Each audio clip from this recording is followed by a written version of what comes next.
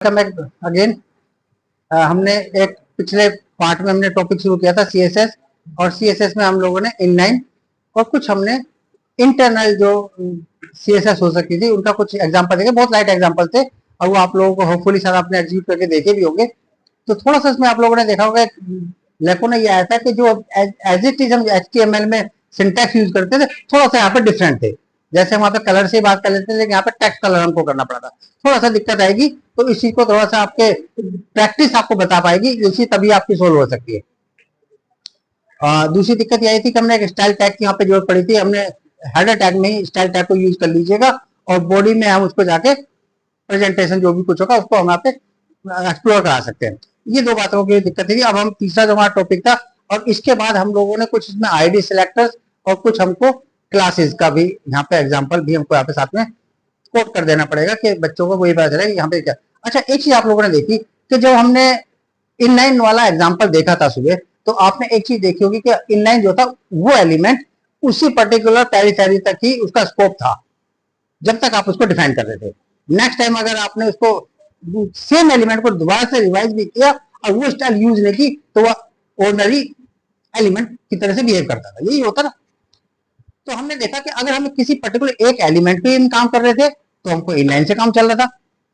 दूसरा एग्जांपल हमने इंटरनल देखा था कि एक बार हमने किसी पर्टिकुलर एलिमेंट जैसे पी को या H1 को हमने यूज किया था, उसमें हमने अगर वहां पे उसको डिफाइन कर दिया इंटरनल में ही, मतलब उसी वेब पेज पे जिस पे आप काम कर रहे हैं उसी में आपने CSS डिफाइन कर दी, तो उसमें क्या था कि वो उस पेज तक ही स्कोप उसका लिमिटेड रहेगा। अगर आप लोगों ने नया पेज बना दिया तो क्या आपको लगता है वहां पे CSS इंप्लीमेंट होगा? नहीं होगा। क्यों नहीं होगा? क्योंकि वो इंटरनली उसी के अंदर एग्जिस्ट करता था। लेकिन आप लोगों के साथ तो ये भी परेशानी आ सकती है कि अगर कल को आपने वेब पेज की कलेक्शन होता है वेबसाइट, और जब आपको वेबसाइट बनानी पड़ जाए में कई पेज हो और उन सबको आपको लिंक करना पड़ जाए, चाहे वो मेनू ड्रिवन हो, नेविगेशन से हो, कैसे हो, वो बात की बात है।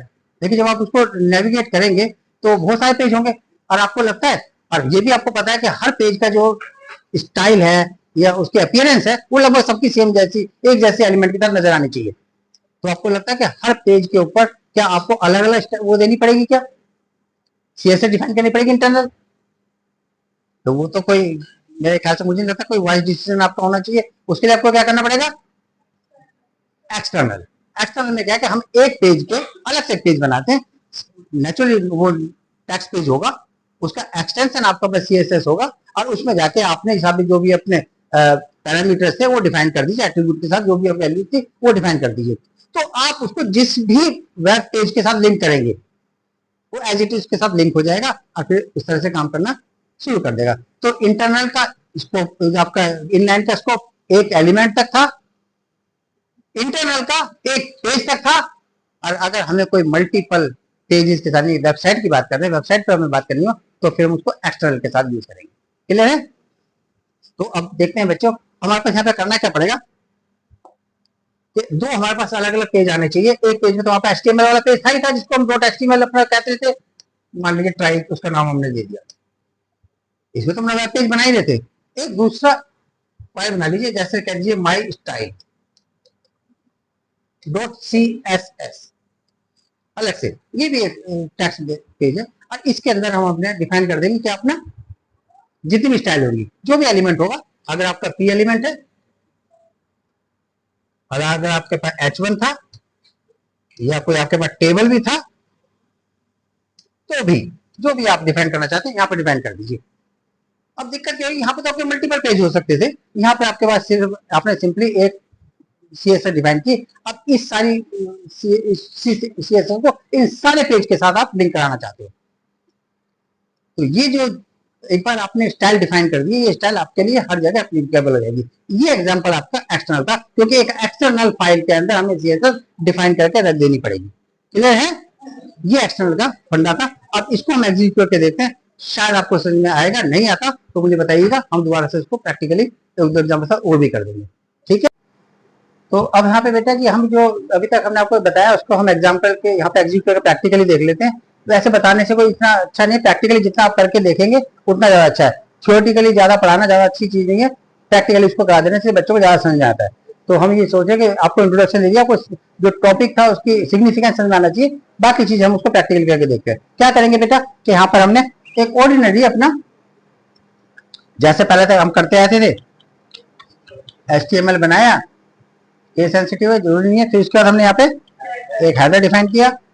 हेडर डिफाइन करने के बाद हेडर में क्या होगा, अब यहाँ पे कोई स्टाइल नहीं देनी हमें, क्योंकि स्टाइल तो हमें जिस स्टाइल शीट CSS है वो एक्स्ट्रा ही डालनी है, तो यहाँ पे हमें कोई डिफाइन करने की यहाँ पे जरूरत नहीं है उसको। लेकिन हाँ, इसमें यहाँ पे आके आपको एक चीज करना है कि उसको रिलेट करना है। तो एक बात का ध्यान रखिएगा, यहाँ पे आपको लिखना है लिंक डिफाइनिंग सेक्शन LES।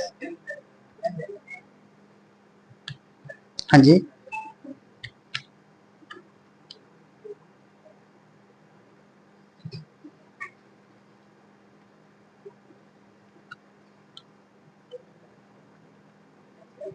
यहाँ तो समझ में आ रही है बच्चों।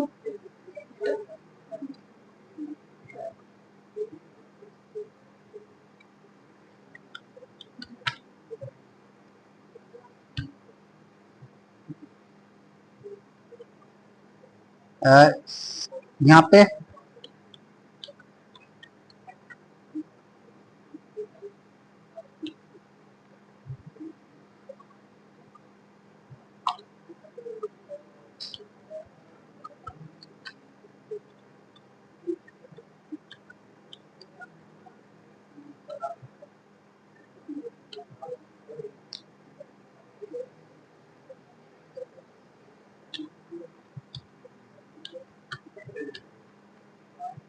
आप इस लिंक को बंद भी करना चाहे बंद कर दीजिएगा।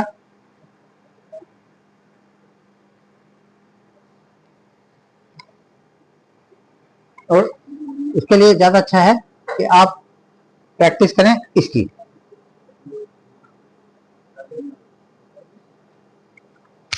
ठीक है बच्चों, वैसे सिंपल है, सिंगुलर टैग है, इसको आप बंद भी ना करें तो भी आपके पास काम चल सकता है, इसको बंद भी ना कीजिएगा तो भी आपके पास इस तरह से काम चल सकता है। अब यहाँ पे बेटा इस सिंटैक्स के अंदर थोड़ा सा लेंथी हो गया, तो उसको एक चीज समझाना जरूरी है।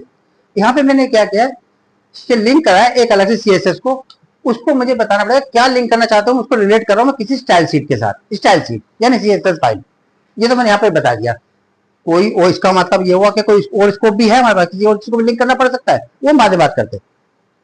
टाइप में माने टेक्स्ट फाइल होनी चाहिए, CSS की फाइल है तो ये जनरल बना हुआ सिंटैक्स है, उसको सब टेक्स्ट भी छोड़ देंगे या सिर्फ CSS भी लिख देंगे तो भी आपका काम चलेगा, अदरवाइज आपको दोनों को लिख दीजिए। ये ज्यादा अच्छा सिंटैक्स है, कभी आपको किसी भी ब्राउजर में दिक्कत नहीं करेगा। HREF आपको पता है, हाइपरलिंक से आपको रेफरेंस देना होता था। HREF हमने पहले भी यूज किया हुआ है। कहाँ पे यूज किया था, हाइपरलिंक के अंदर, एंकर टैग में, है ना। तो यहाँ पे हमने माई स्टाइल, अभी हमने देखा था माई स्टाइल डॉट CSS के नाम से मैंने स्टाइल शीट अलग से जो एक्सटर्नल थी वो डिफाइन की थी। तो यहाँ पर मेरे पास तीन पैरामीटर, तीन एट्रीब्यूट है, एक तो रिलेट करना, एक टाइप बताना, एक उसका HREF। ये तीन एट्रीब्यूट मुझे लिंक के टैग के साथ ही मेंशन करने पड़ेंगे। थोड़ा सा हम बाद में इसको कम कर सकते हैं, लेकिन अभी फिलहाल कोई शॉर्टकट ना अपनाइएगा, दिक्कत आएगी, बाद में इसके अंदर छोटा भी कर सकते हैं। यहाँ तक किसी वाले को कोई परेशानी है?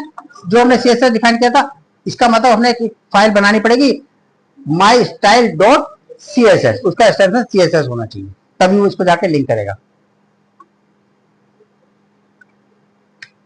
आगे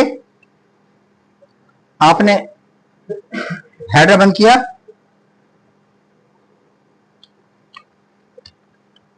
हाँ जी बच्चों, अब क्या करें,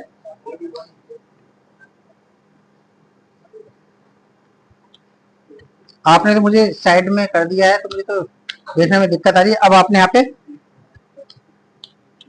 पी नाम का, अच्छा एक बात ध्यान रखिएगा कि जब हमने पीछे बैकग्राउंड कलर चेंज किया था बॉडी का, तो हम क्या लिखते थे वहां पे, BG कलर लिख देते थे ना।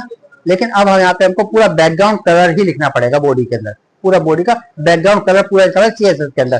थोड़ा सा फर्क आएंगे बेटा, इसको अपने ध्यान रखना पड़ेगा। सेम यहाँ पे चल जाए, चल भी सकते हैं, लेकिन एग्जैक्ट चले उसकी कोई गारंटी नहीं है। थोड़ा सा ध्यान रखिएगा कि वहां पे हमें सिर्फ BG कलर से काम चल गया था, अब हमें पूरा बैकग्राउंड कलर लिखना पड़ेगा। ठीक है, ई बनाया, इसका मतलब ये पैराग्राफ टैग की बात कर रहे हैं, और कुछ हम यहाँ पर टाइपिंग कर देते हैं।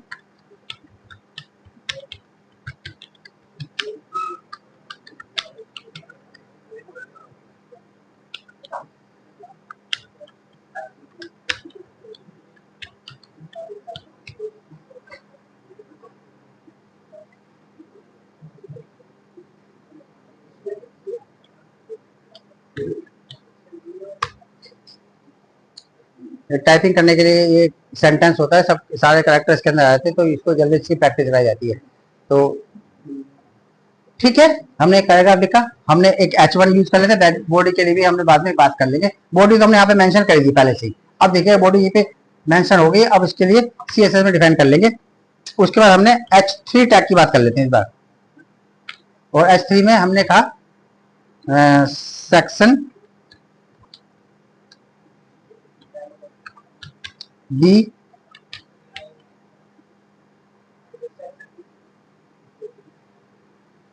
ओके और ट्रेड, हाँ जी, क्या करेंगे बेटा इसको बाद में बॉडी को बंद कर देते हैं।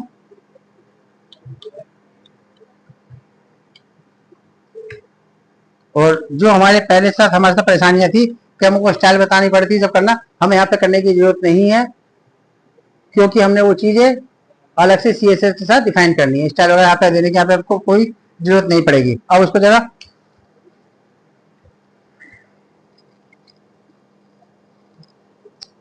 आगे चलें, कोई दिक्कत? ट्रेड की स्पेलिंग गलत है तो ये लीजिए बेटा। अब फिर इसके बाद एक काम करते हैं, आपको समझाने के मैं पी नाम का एक और टैग ले लेता हूँ। क्या चाहते हैं?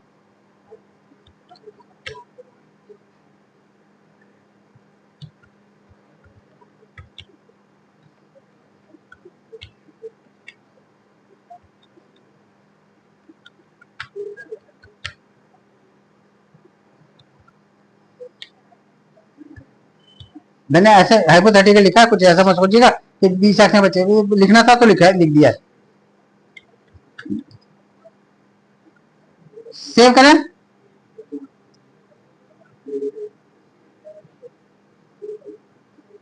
क्या लिखेंगे बच्चों?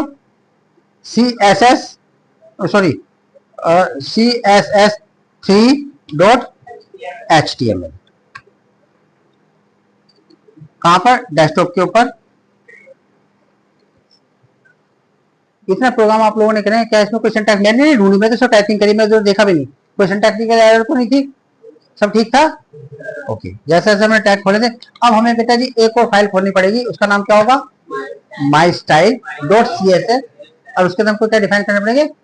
PH3 और बैकग्राउंड, बॉडी का बैकग्राउंड है ना, ये हमें डिफाइन कर देते हैं। तो यहां से बेटा जी एक हमने फाइल खोलते हैं, ओपन करी नई फाइल, हाँ जी, तो क्या है वर्ड पैड तो खुला नहीं, वर्ड पैड नोट पैड एक ही बात है, कोई दिक्कत नहीं।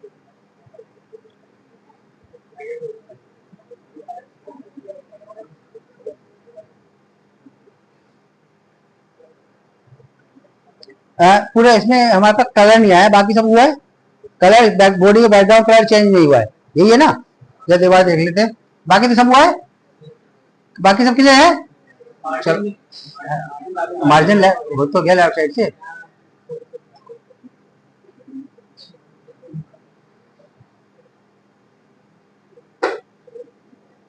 बैकग्राउंड की स्पेलिंग सही लिखी है, सही है सब।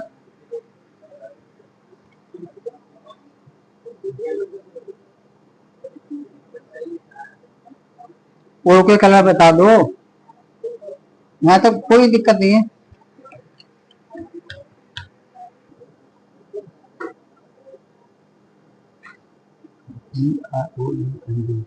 बैकग्राउंड स्पेलिंग सही है ना? बैकग्राउंड स्पेलिंग सही आई ना? ओके ओके, फिर तो कोई दिक्कत नहीं है।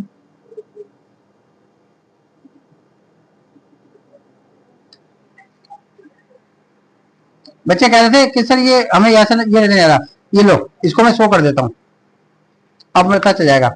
चेंज कर रहा हूँ, बस चेंज करने पता जाएगा कि कलर हमारा जा रहा नहीं जा रहा है, मार्जिन जा रहा नहीं जा रहा है।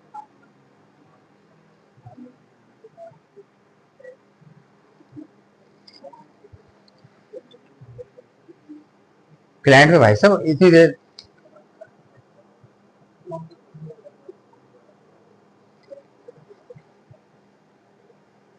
कलर वाला अभी भी कहीं सेट नहीं हुआ, देखते हैं। देख रहे हैं बच्चे, दोनों जगह खोल रहा हूँ, दोनों में जगह कहीं भी बैकग्राउंड कलर चेंज नहीं हुआ है। लेकिन यहाँ से आपने देखा 100 का मार्जिन बन गया, मार्जिन बढ़ गया है ना, ये क्लियर है। आपका जो दूसरा आपने पी में जो डिफाइन किया था वो भी आपका क्लियर जाए। यहाँ पर बैकग्राउंड कलर का ही ऑप्शन आ रहा है, बीजी कलर करके देख लो वैसे।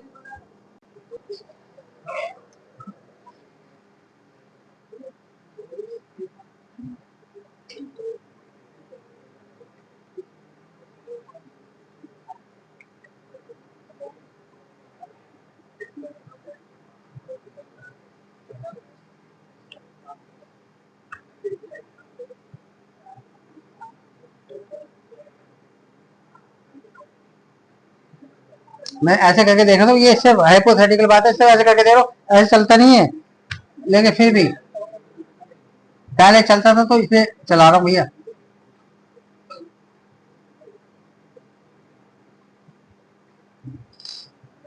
अभी भी नहीं चला है, तो बैकग्राउंड कलर का थोड़ा सा बॉडी पे आप देखिएगा, दोबारा से वो थोड़ा प्रैक्टिस करके देखिए, शायद वो चल जाना चाहिए। और दूसरे ब्राउजर पे किसी पे करके देखिए, वो हमारा जो हमने रिसेंट किया था बिल्कुल सही था, उसमें कहीं कोई दिक्कत नहीं है। कहीं कोई स्पेलिंग वगैरह का दिक्कत हो तो वो देख लीजिएगा, सही है हमारा, कोई ऐसा परेशानी तो है नहीं इसमें।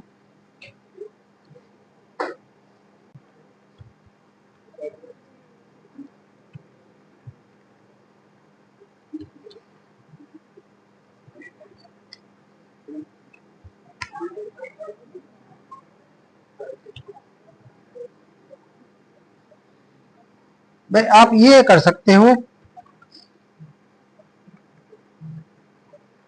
ये तो मैं एक बार चलने को तैयार हूँ, लेकिन बाकी तो मुझे नहीं लगता, नहीं है। करके देखो, आ जाओ करके देखिए।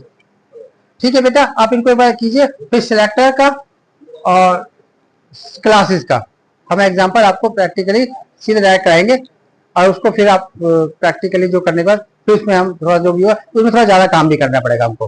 सीएसएस का वो हमारे यहाँ पे हमने कंप्लीट कर दिया, 2 हमने वीडियो बनाए, तो दोनों वीडियो आपके साइमल्टेनियसली ज्यादा बोरिंग नहीं होंगे, दोनों ज्यादा बड़े वीडियो नहीं होंगे, तो आपको होपफुली अच्छे से समझ में भी आएगा। क्लियर? Thank you.